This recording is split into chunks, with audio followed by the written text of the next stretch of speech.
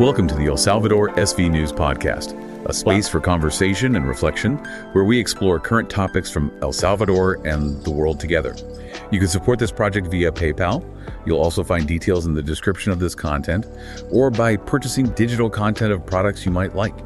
Check out what interests you and make a purchase. With that, you help and support us to continue providing content. You'll find all the methods in the content description.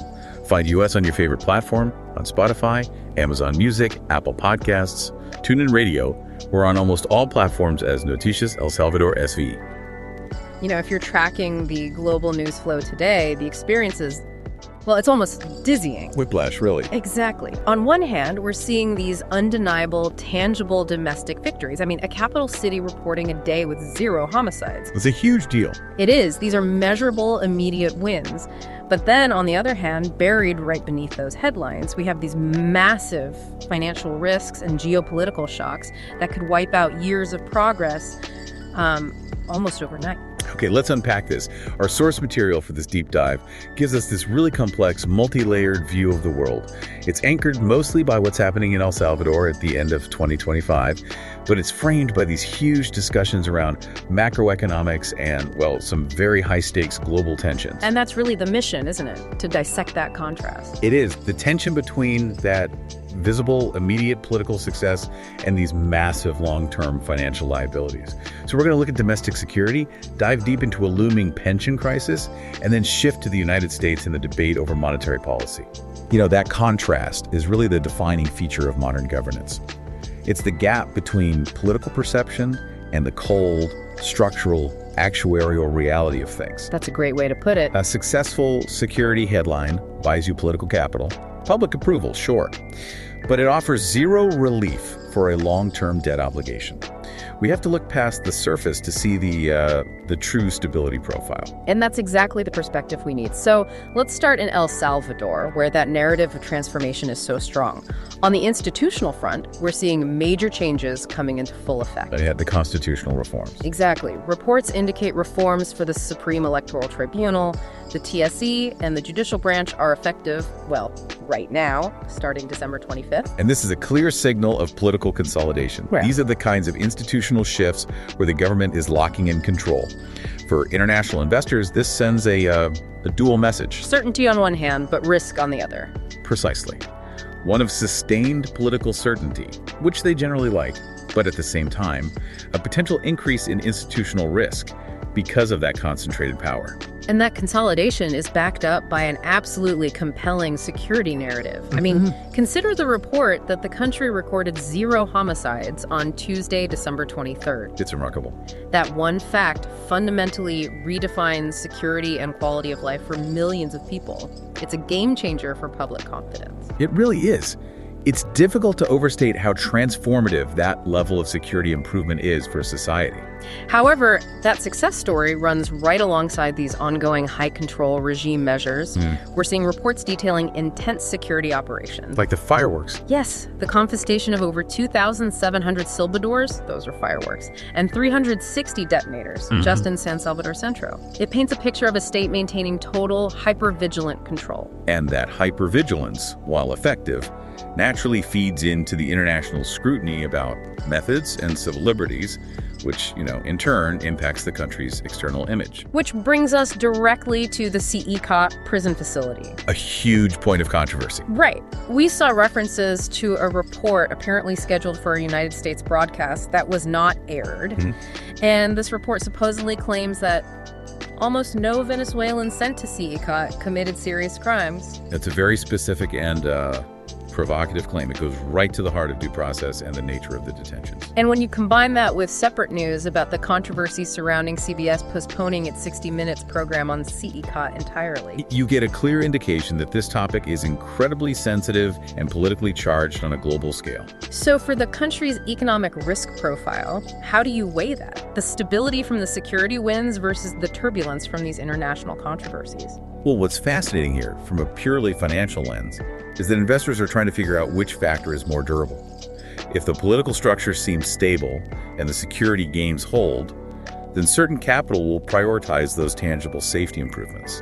So the stability might outweigh the controversy for them. For some, yes. The turbulence, the CECOT story, It creates uncertainty and noise. But if the institutional changes are seen as irreversible, international markets often prioritize the stability of the rules, however strict they are, over the ethical debate around the rulers. But that prioritization only holds up as long as the country's underlying fiscal situation isn't already collapsing. And that is a perfect transition. Because while the streets might be safer, the true contrast is hidden deep in the financial ledgers. We have to confront this core challenge, a new actuarial study confirming a massive deficit in the pension system. This is the elephant in the room that overshadows everything. The numbers are staggering, and they fundamentally change the long-term outlook. The projected deficit is equivalent to 59% of GDP between 2024 and 2070. 59% of GDP. That's an enormous figure. For our listener, can you just simplify what that level of deficit really means? Think of it this way. GDP is the total value of everything a country produces in a year. The pension deficit is the whole, the money the government is legally obligated to pay retirees in the future. But that simply doesn't exist in the system right now. So the country's future output is already spoken for. Exactly. 59% means that the nation's total projected output for decades to come already owes more than half its value to this pre-existing retirement debt. It's not just large, it fundamentally redefines the nation's entire financial structure. It is a generational liability. Wow, and what's the immediate impact for people right now? The immediate impact is dire. This isn't just some future problem. The study projects that the individual retirement accounts for most current retirees are expected to be completely depleted in just 2 years. 2 years, so what happens then? Then the government is on the hook to cover those payments directly. It means a major new reform plan has to be implemented as soon as 2026. This financial time bomb is ticking right now while everyone is celebrating the Zero Homicide Day. An incredible juxtaposition. Now, on the other side of the ledger, the Ministry of Finance has projected a gradual reduction of public debt, targeting 82% of GDP by 2029. Okay, if we connect this to the bigger picture, this raises the really important question for policymakers. How can you realistically sustain long-term debt reduction targets while you simultaneously have to address a massive immediate pension crisis? The money has to come from somewhere. Right. The sheer fiscal demand of just covering those immediate shortfalls for retirees will place enormous pressure on the national budget. It makes that 2029 debt target incredibly challenging to achieve. So the economic narrative is just one of extreme, almost contradictory tension. It is. But to be fair, the economic news isn't all bad. In fact, some growth drivers are really robust and are getting international validation. The International Monetary Fund, the FMI, has ratified a positive economic outlook. What are they projecting? They're projecting solid economic growth of 4% for El Salvador in 2025. That kind of growth can definitely help chip away at debt, provided the money is allocated correctly. And the high visibility sectors are clearly performing. I mean, the tourism boom is undeniable proof that the security improvements are working.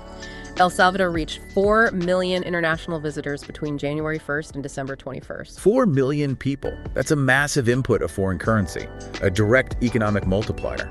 And we also noted that the capital, San Salvador, is listed among the world cities with the highest tourism growth. That kind of metric gets serious investment interest. Absolutely. And the government is working on assets and logistics too. On the policy side, reports confirm they've regularized over 118,000 lots, which opens opportunities for thousands of families. That process provides tangible assets that can be leveraged, stabilized, and taxed. We also saw a mention of technical advancements which matter for global trade. The country received recognition for advances in aeronautical security after a positive audit from the International Civil Aviation Organization. That's the ICAO USOP program. It's not flashy, but it validates the stability you need for international logistics and commerce to flow. So if we summarize, we have this dual economic reality. Yes, robust, high-visibility growth from things like tourism and trade safety, generating short-term revenue. And that's contrasted sharply with these hidden, complex fiscal time bombs like the pension deficit and the overall struggle to meet long-term debt obligations. It's a race between growth and these severe structural liabilities. Nevertheless, we have to shift our attention now, because when we look beyond local borders, critical policy debates in the United States are shaping the entire global financial landscape. That's right. It directly impacts the cost of capital and currency values for every economy we just discussed. So what's the big debate?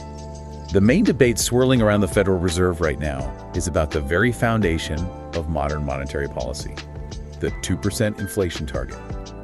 United States Treasury Secretary Scott Bessent openly backed reconsidering that target. Reconsidering it? Yes, but, and this is a huge caveat, only after the Fed has successfully brought inflation back down to that level and restored its credibility. So hit the target first, then talk about changing it. Exactly. Bessent suggested that once the target is anchored again, the Fed should transition to a more flexible range, maybe 1.5 to 2.5% or 1 to 3%. He argued that striving for a certainty of decimals is simply absurd for something so complex. That seems pragmatic. But what's the risk in moving away from a hard 2% target? Why is anchoring expectations so critical? That is the core conflict.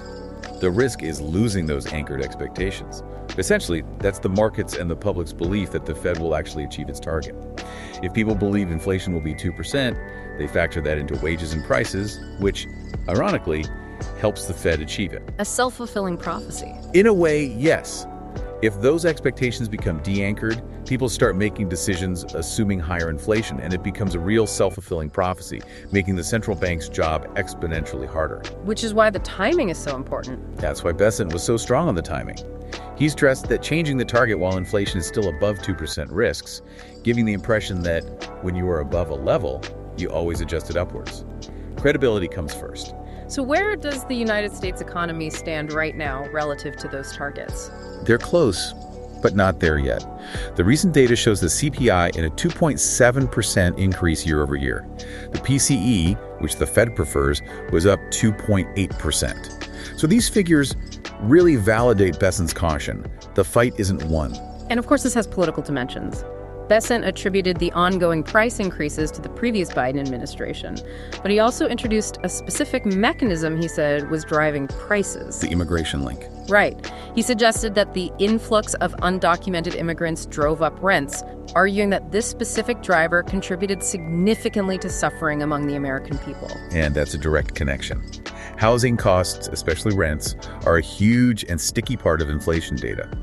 By linking migration to housing demand and rents, he turns a pure financial discussion into a potent political argument. Okay, shifting gears now.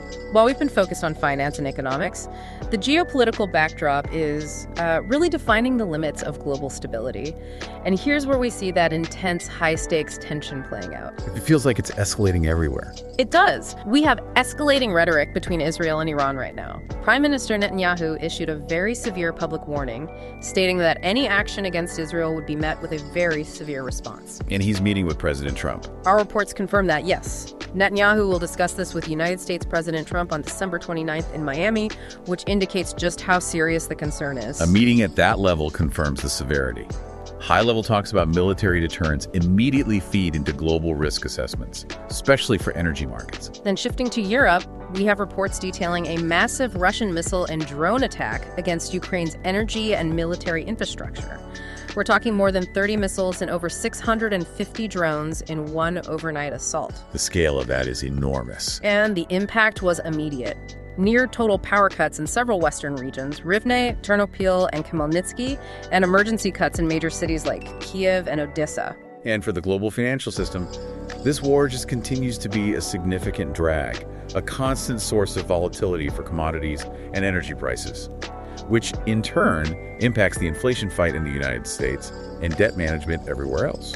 Finally, we saw a striking piece of diplomatic news concerning the United States and the North Atlantic. President Trump renewed his claim that the United States needs Greenland.